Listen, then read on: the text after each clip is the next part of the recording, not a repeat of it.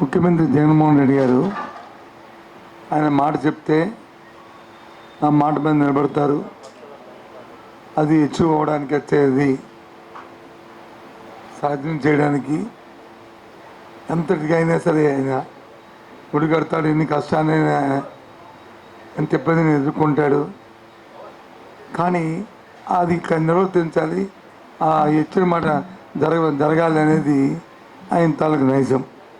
ఆయన రాజశేఖర రెడ్డి గారి బిడ్డ. ఆ నేపథ్యంలోనే గతసారి విశాఖపట్నం విశాఖ దాని మీద ఒక ఇంట్రాక్షన్ పెట్టినప్పుడు ఓ మాట చెప్పారు ఆయన. దేవుడి దయ వల్ల రాష్ట్ర ప్రజల సహకారంతో వాళ్ళు అభిమానంతో మళ్ళీ నేను అధికారంలోకి వస్తున్నాం. అధికారం వస్తే వచ్చిన వెంటనే ప్రమాణ స్వీకారం విశాఖపట్నంలోనే చేస్తాను. ఇది నా మాట. దీన్ని ఎగ్జిక్యూటివ్ క్యాపిటల్గా తీర్చిదిద్దడమే కాకుండా అన్ని మౌలిక సదుపాయాలు కల్పించి ఒక హబ్గా తయారు చేస్తాను దీన్ని అని ఆ రోజు మాట చెప్పారు. సరే, మీడియాలో కొన్ని మీడియా ఛానల్స్, పత్రికా యాజమాన్యాలు, ప్రతిపక్షాలు ఎన్ని అడ్డంకులు పెట్టినా, ఎన్ని ఇబ్బందులు పెట్టినా, ఎన్ని ఆయన మీద ఆవాకులు చావకులు మాట్లాడినప్పటికీ కూడా రోజు పరిశ్రమలు కూడా ఆయన ఆ మాటని వెనక్కి తీసుకోకుండా దాని మీద స్టికానై విశాఖపట్నంలో ప్రజలందరి సహకారంతో ఇక్కడే ప్రమాణ స్వీకారం చేయడానికి నిశ్చయించుకున్న నేపథ్యం. ఆ నేపథ్యంలో మన ఉత్తరాంధ్ర ప్రాంతం ఇది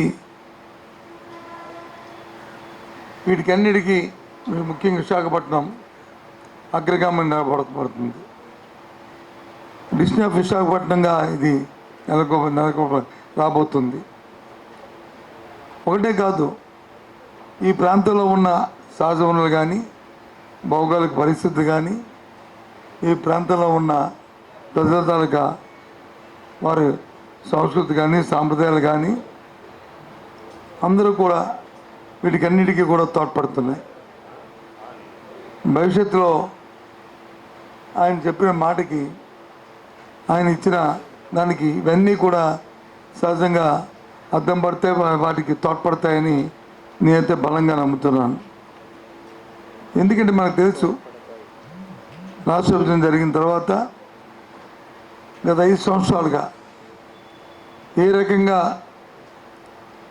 ఆంధ్ర రాష్ట్రం తాలూకా అభివృద్ధిని కానీ, ముఖ్యంగా మన ఉత్తరాంధ్ర ప్రాంతం తాలూకా అభివృద్ధిని కానీ, విశాఖపట్నంకు ఉన్న ఔన్నత్యాన్ని కానీ ఏ విధంగా పట్టించుకోకుండా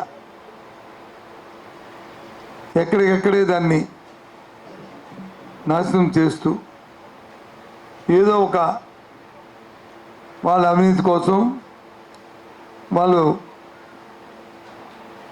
దోపిడీ కోసం అమరావతి అనేది ముందుకు తీసుకొచ్చి ఏ రకంగా చేశారో రాష్ట్ర ప్రజలందరికీ కూడా తెలుసు. ఆ నేపథ్యంలో గత సంవత్సరంలో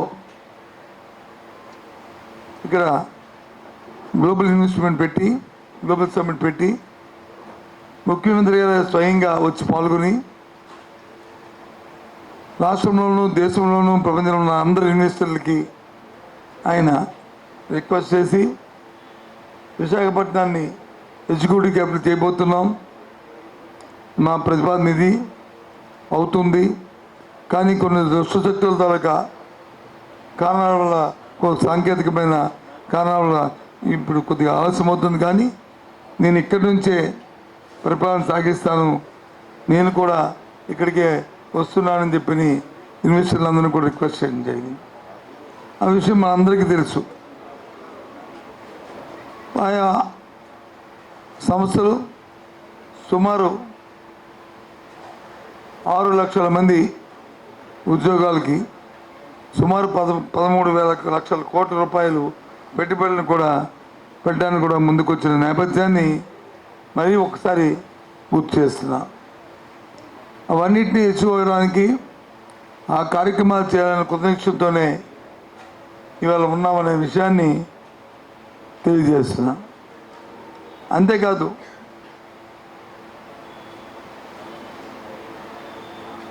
ఇందాక చెప్పాను మీకు సిటీ ఆఫ్ డెస్టినేట్గా విశాఖపట్నం పేరు రాబోతుందని చెప్పి. దానికి కారణాలు కూడా మనకు తెలుసు.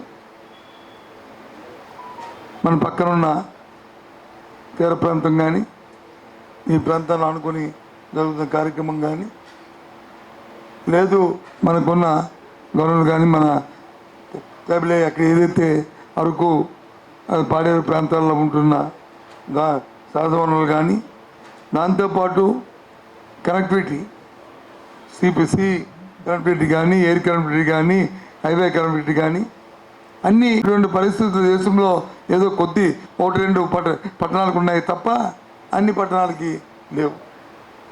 కానీ దాన్ని ఎక్స్పోజ్ చేసి దాన్ని ఉపయోగించుకోవాల్సిన పరిస్థితులు ఇంతవరకు రాలే. ఈరోజు జగన్మోహన్ రెడ్డి గారు మా ప్రభుత్వం దాని మీద ప్రత్యేకమైన దృష్టి పెట్టి వీటినన్నింటినీ కూడా ప్రోత్సహిస్తూ అందుకే గ్లోబల్ ఇన్వెస్ట్మెంట్ కూడా ఇక్కడ పెట్టి ఏదైతే ముంబై అలాగే హైదరాబాద్ బెంగళూరు చెన్నై తరహాలో విశాఖపట్నాన్ని కూడా తీర్చిదిద్దాలని కృతజ్ఞతతో ఉన్నామనేది ఈ సందర్భంగా మేము మనం చేస్తాం. మనందరూ తెలుసు గత సంవత్సరంలో అంతర్జాతీయ విమానాశ్రయానికి ఇక్కడ సుమారు 45-50 కిలోమీటర్ దూరంలో భోగాపురంలో అంటే అటు విజయనగరం విశాఖపట్నం జిల్లాలు కలుపుతూ ఎయిర్పోర్ట్ శంకుస్థాపన చేయడం, దాని పనులప్పుడే ప్రారంభించడం, ఏజెన్సీ కూడా ఫిక్స్ అవ్వడం, దానికి సంబంధించి పనులు మరి త్వరితగతంగా అది అవుతుండడం, సుమారు 4,500 కోట్ల రూపాయలతో పెట్టుబడి దాన్ని మేము పెట్టడం, అది కాక 6 మిలియన్ల పాసింజర్లు సామర్థ్యంతో మొదటిదశగా ఇది వస్తుందనే విషయం అందరికి తెలిసింది. దాన్ని కనెక్టివిటీ చేస్తూ దాన్ని కనెక్ట్ చేస్తూ సుమారు విశాఖపట్నం నుండి అటు గాజువాక నుంచి అటు భోగాపురం ఎయిర్పోర్ట్ వరకు మెట్రో రైలును కూడా మరి డిపిఆర్ కూడా తయారు చేసి త్వరలోనే దానికి కావాల్సిన కార్యక్రమాలన్నింటినీ కూడా మరి పూర్తి చేయాలని మరి కొత్త ఉన్న నేపథ్యాన్ని కూడా ఒకసారి మళ్ళీ గుర్తు చేస్తున్నాను. ఇది మా తాలూకా చిత్తశుద్ధి, మా ప్రణాళిక, మా ప్రభుత్వం తాలూకా ఆలోచన, మా ప్రభుత్వం తాలూకా ఆలోచన. అంతేకాదు మనకు తెలుసు ఎప్పటి నుంచో ఈ ప్రాంతంలో వచ్చి చాలా అన్ని ఫిష్ ల్యాండింగ్ సెంటర్ కావాలని, ఫిషింగ్ హార్బర్ కావాలని, అలాగే శ్రీకాకుళంలో మరి పోర్ట్ రావాలని ఎప్పటి నుంచో అందరూ ప్రజలు కోరుతున్నారు. దాని నుంచి మత్స్య సంపదని మనం పెంపొందించుకుంటూ దాని నుంచి పెట్టుబడులు ఆకర్షిస్తూ ఎంతో వాణిజ్య అవసరాలు తీర్చుకోవడానికి కూడా అవకాశం ఉన్న పరిస్థితి, ప్రజల తాలూకు నిత్యావసరాలు కూడా తీరే పరిస్థితి. కానీ ఏ ప్రభుత్వాలు కూడా పట్టించుకోలే. ఇవాళ జగన్మోహన్ రెడ్డి గారు మూలపేటలో మరి గ్రీన్ఫీల్డ్ పోర్ట్నే కాకుండా సుమారు 430 కోట్ల రూపాయలతో 10 బెత్తలతో అది కన్స్ట్రక్ట్ చేయడమే ప్రారంభించడమే కాకుండా దాంతోపాటు మరి విశాఖపట్నంకో మరి పెద్ద తాలూకు చిరకాల వాంచైన మీడిపట్నంలో మరి ఫిషింగ్ హార్బర్ని, దాంతోపాటు రాజంపేట ఇంకొక 10 ఫిషింగ్ ల్యాండింగ్ సెంటర్ని ఆయన ప్రతిపాదించి పనులు కూడా ప్రారంభించిన పరిస్థితులు కూడా మీకు చెప్తాను. ఇవేమో మాటలతో కాదు, ఇదేదో మాటలు చెప్పి ఊరుకోవడం కాదు, ఇవన్నీ పనులు కూడా ప్రారంభమే. అందుకు నేను మనం చేస్తాను మా తాలూకా చిత్తశుద్ధి. నువ్వు నా మాట జనసేనకు ప్రతిపక్షం కదా, నువ్వు పని చేయవు. అది తీసుకెళ్ళి ఏ పత్రిక మీది ఏబిఎన్ మీ యాజమాన్యం కానీ మీరు కానీ దాన్ని తీసుకెళ్ళి ఏదో ల్యాబొరేటరీలో టెస్ట్ చేసి ఇంకో దీంట్లో ఈ ఏబిసిడి ఉండాలా, ఏబిసిడి లేవు, ఈ ఈఎఫ్జి ఉన్నాయి అని చెప్పి అప్పుడు నాసి రకమా మంచి రకం అనేది ల్యాబొరేటరీ టెస్ట్ చేస్తుంది. ఏపీఎన్ ఏమైనా ల్యాబొరేటరీయా? చంద్రబాబు నాయుడు ఏమైనా ఇదా ఎక్స్పర్టా? ఏమో తాగి ఎక్స్పర్ట్ ఏంటో నాకు తెలియదు, కానీ ఆయనకి అలవాట్లేదు అనుకుంటాను. ఉన్నదో నాకు తెలియదు నిజంగానా ఏంటి, కానీ ఎక్స్పర్ట్ అది ల్యాబొరేటరీ చెప్తారు. రేపు చేయ పని చెప్పు, ఇప్పుడు చెప్పాను పదవి, రేపు వెళ్ళి ల్యాబొరేటరీకి వెళ్ళి పంపించి అప్పుడు చెప్పండి, చెప్తే దాని మీద చర్య తీసుకుంటాము. అలాంటి జరగకూడదని చెప్తాము. ఇదని ప్రభుత్వం తయారు చేస్తే, ప్రభుత్వం అన్ని అనాలిసిస్ చేసిన తర్వాత సర్టిఫికేట్ వచ్చిన తర్వాతే దాన్ని ఎలా చేస్తాం అమ్మడానికి. నాసిరకమైన ఏ రకంగా అంటారు? దానికి అదాని టికెట్ ఏది? దానికి అదాని టికెట్ ఏది? ఇంతకుముందు మద్యం తాగుతాడు కదా ప్రభుత్వాల్లో వచ్చి చనిపోయిన రోజులు లేవా? ఎప్పుడు చనిపోతారంటే కల్తీ మద్యాలు వచ్చినప్పుడు, ఏదైతే డ్యూటీ పేడ్ లేకుండా నాన్ డ్యూటీ పేడ్ వచ్చి బయట నుంచి తీసుకొచ్చి అన్యాకరణ చేసినప్పుడు అప్పుడు సరిపోతుంది. దాన్ని ఎన్ఫోర్స్మెంట్ సిస్టమ్ ఆపుకోవాలి. అందుకే పత్రికలు ఏంటంటే ఏదో రాసేస్తారు వాళ్ళు. ప్రభుత్వ భూములు తనకే నాకు అర్థం అవుతుంది. ప్రభుత్వ ఈ వ్యవస్థ వచ్చిన దగ్గర నుంచి, వ్యవస్థ పుట్టిన దగ్గర నుంచి ప్రభుత్వం ఇచ్చిన గ్యారంటీ ఇవాళ కాదు, అప్పటి నుంచి జరుగుతున్న పరిణామాల్లో భాగమే ఇది. ఏ ప్రభుత్వాలు చేయలేదు చెప్పనండి? ప్రక్రియ అది. ఏదో ఆంధ్రజ్యోతి రాస్తే అదే అదాంటి కాదు, తప్పది. ఊరికి ప్రజలను మొప్పెట్టడానికి రాష్ట్రం గ్యారంటీ ఇచ్చిందంటే, ప్రభుత్వం గ్యారంటీ ఇచ్చిందంటే మొత్తం రాష్ట్రం యావత్తు గ్యారంటీలో భాగమే. కొన్ని కార్పొరేషన్లు ఇచ్చినప్పుడు ఆ కార్పొరేషన్ ఆస్తులు పెడతారు. అది చంద్రబాబు నాయుడు అప్పులు చేయలేదా? అప్పు అనేది ఏంటి? ఇది ఫెడరల్ వ్యవస్థలో రాష్ట్రాలు విస్తృతిని అప్పులు చేయడానికి వీళ్ళకి అవకాశం ఉండదు. ఎఫ్ఆర్బిఎం ఉంటుంది, ఫిజికల్ రెవెన్యూ మేనేజ్మెంట్ సిస్టమ్ ఉంటుంది. దాన్ని కేంద్ర ప్రభుత్వం వచ్చి దానికి ఆమోదం ఇవ్వాలి. ఆమోదం ఇవ్వకుండా చేయడానికి వీళ్ళే. ఒకవేళ డిఫాల్ట్ అయితే కేంద్రం నుంచి వస్తుంది మనకి ఏవైతే నిధులు వస్తాయో, కేటాయింపులు వస్తాయో అందులో డైవర్ట్ చేస్తారు వాళ్ళు. ఆ బ్యాంకులకు కానీ ఆ సంస్థలకు కానీ అవన్నీ డైవర్ట్ చేస్తారు. అది సిస్టమ్. అది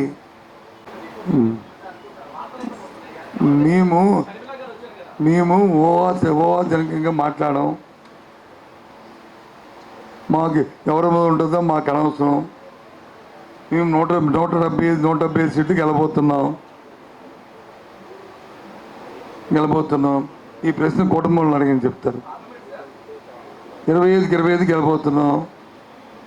175 గెలిస్తే 25 గెలిపితే 24 గెలుస్తాం. నీకు కూడా ఇస్తాం ఏంటి?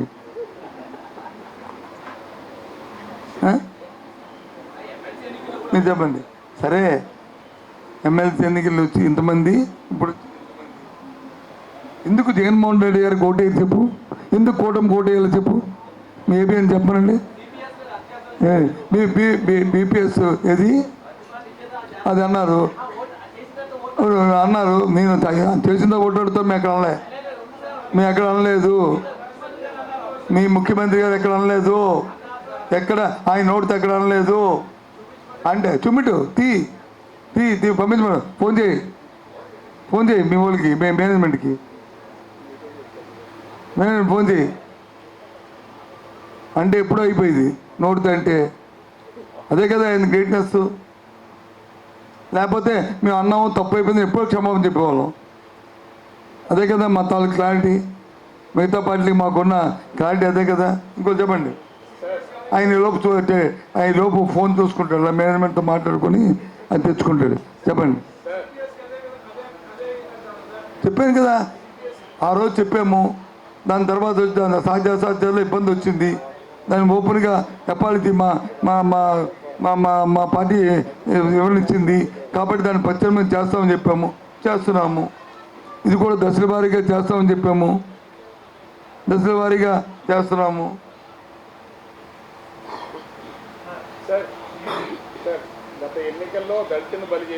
రేపు ప్రెస్ మీట్ చెప్తుంది. ఎందుకు టైం వేస్ట్ పెట్టి ఎందుకో బాయ్. ఇంటి నా పంప దగ్గర ప్రెస్ మీట్ వినిపించు, నీకు మైక్ ఇస్తాను. మళ్ళీ రెండో ప్రెస్ మీట్ వద్దులే, రోజు ఉంటాయి కదా ఇంకా. చెప్పమ్మా. హ్యాపీ పర్లేదు, నీ మైండ్ నా మైండ్ డైవర్ట్ అయిపోద్ది. దాడి కేసులో గత ఎన్నికల్లో దళితుని బలి చేశారు, ఇప్పుడు బీసీని బలి చేస్తున్నారు అనేది జోరుగా జరుగుతుంది. మీకు ఇబ్బంది కాదా? నాకు ఒక విషయం చెప్పిదే, ఇక్కడ బలి చేయడం అనే వాడు తప్పు. గత ఎన్నికల్లో కానీ ఈ ఎన్నికల్లో కానీ గతసారి జరిగిన ఇన్సిడెంట్ కానీ అది వాస్తవమా కాదా? అది వాస్తవమా కాదా? కానీ ఆ అబ్బాయి వచ్చి కోడికత్తితో పొడిచినప్పుడు ఈ అబ్బాయి ఇంకొకటి పొడిస్తే ఈ అబ్బాయిని వచ్చి అంజాకంతంగా పెట్టారా? నువ్వు చెప్పు. అతనే చేశాడా, ఇంకొకరు చేశారా? చెప్పు మరి. అతనే ఆ అబ్బాయి చేశాడా, ఇంకెవరు చేశారా? అంతే కదా. మరి అతను దళితుడా, లేకపోతే మళ్ళీ కుమారా, బ్రాహ్మణ, లేకపోతే రెడ్డా, లేకపోతే కమ్మ, ఎవడు తెలుసు? అయిపోయిందా? నిన్న రాయిస్తున్న వాడు ఆ అబ్బాయి, ఎవరినైతే ఇంక ఫైనల్ అవుతుందో చెప్తారు, ఆ అబ్బాయే కాదా? నేను ఇసరికంట లేదా ఇంకోరు ఇస్తే నా అమ్మాయి పెట్టారంటే అప్పుడు డిస్కషన్. నువ్వు చెప్పింది ఇంక అవుతుంది కదా ఎంక్వైరీ. ఎవరైనా తల్లిదండ్రులు ఆత్మ వాళ్ళ తల్లి ప్రేమ, అది ప్రేమ లేదు. మీరందరూ ఏకగ్రీవంగా చెప్పేయండి, ఇది ఆపియండి ఎంక్వైరీ అని చెప్పి అని కోరమనండి, అప్పుడు ఆలోచిద్దాం. నేను చెప్తాను మీ తరపున సీఎం సార్, అందరూ ఇవాళ పదికు అందరూ కూడా ఎంక్వైరీ ఆపండి సార్ అని చెప్తాను.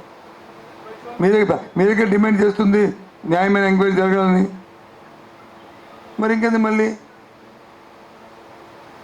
ఎవరి మీద పడినా తప్పు, ఎవరి మీద పడిన తప్పు, ఎవరు దాన్ని ప్రేరేపించకూడదు. అందుకే చంద్రబాబు నాయుడు చెప్పాను, అందుకే ఆ రోజు ప్రెస్ మీట్ చెప్పాను, 1000 చూపెడితే 3000 మనం చూపెడితే నువ్వు ఇచ్చిన ఉపన్యాసాల వల్ల వచ్చి జగన్మోహన్ రెడ్డిని వచ్చి మీ ప్రారంభం వల్ల, మీ మేనేజ్మెంట్ వల్ల, మీ మద్దతు వల్ల ఆయన మీద రాయిసిరితే అది ఆయనకి దెబ్బ తగిలితే తర్వాత నీ మీద కూడా పడితే జాగ్రత్త అని చెప్పాను. వల్ల ఇది మంచి సాంప్రదాయం కాదని నేను ఎవరైనా ఖండించవద్దని చెప్పాను లేదా? ఇప్పుడు కూడా అదే స్టాండ్ మరి. మీరేమో ఎవరి మీద దాడి జరిగినా తప్పే అంటారు, చంద్రబాబు మాత్రం సీఎం మీద జరిగిన దాడి అదే మరి అదే ఆయన విజ్ఞత. అదే 40 సంవత్సరాల ఇండస్ట్రీ.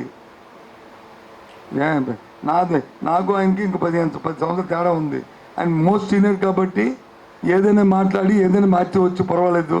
ఇప్పుడు మాట్లాడిన అరగంటలో ఇంకో అరగంటలో ఇంకో స్టేజ్ మీకు ఇద్దరికి ఇది మానేసి ఇంకోటి మాట్లాడేస్తాడు మార్చి. మేము ఇంకా అంతపాటు ఇంక నేర్చలేదు. ఆ రోజు ఏది మాట్లాడి ఈ రోజు అది మాట్లాడుతున్నాం. చంద్రబాబు నాయుడికి ఓసరవిలికి తేడా లేదు. గంటకి